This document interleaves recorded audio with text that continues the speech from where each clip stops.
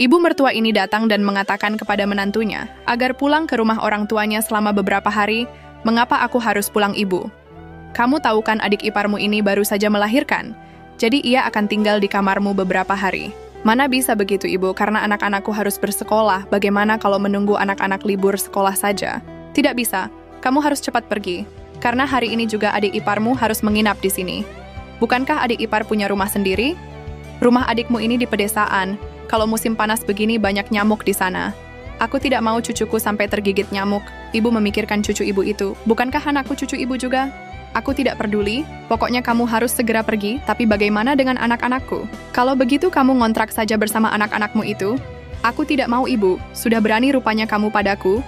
Lalu ibu mertua ini menarik menantunya, ia juga mendorong si menantu agar cepat pergi dari rumahnya sendiri. Tapi saat di depan pintu, anak lelakinya pulang. Ada apa ini, Ibu? Suamiku ibumu menyuruhku pulang ke kampung. Lalu si pria pun menyuruh istri dan ibunya masuk, dan ia mulai berkata, sebenarnya apa yang terjadi di sini? Mengapa istriku harus pulang ke rumah orang tuanya, sedangkan anak kami belum libur sekolah? Si adik pun menjawab bahwa ia akan menumpang sebentar di rumah kakaknya, karena rumahnya banyak nyamuk. Tapi jika ingin menginap di sini, kamu tidak perlu mengusir istriku ini, karena kami tidak mau tinggal bersama wanita itu. Tapi ini rumahnya ibu. Sekarang aku beritahu pada kalian, rumah ini pemberian ayah mertuaku sebagai hadiah pernikahan kami. Jadi jangan seenaknya mengusir kami, aku adalah ibu dari keluarga ini, jadi aku punya keputusan akhir. Ibu sadarlah, jangan karena membela cucu dari anak perempuanmu, ibu mengorbankan cucu-cucumu yang lain.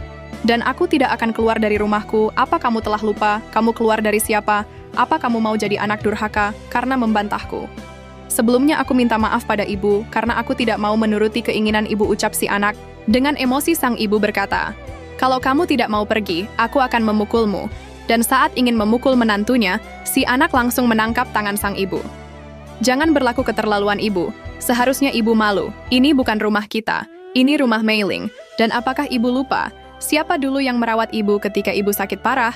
Dari rumah sakit sampai ke rumah, istriku inilah yang merawatmu. Dia menantuku, jadi wajarlah kalau ia merawat aku. Aku tidak perlu berterima kasih padanya. Aku tidak menyangka ibu bisa seperti ini, karena ibu begitu keras kepala. Jangan salahkan aku mengusirmu. Sekarang silakan kalian keluar dari rumah ini. Kamu memang anak durhaka. Aku yakin tidak akan ada orang yang mendukungmu. Baiklah, sekarang aku akan bertanya pada semua yang menonton video ini. Apakah pembelaan aku untuk istriku ini salah?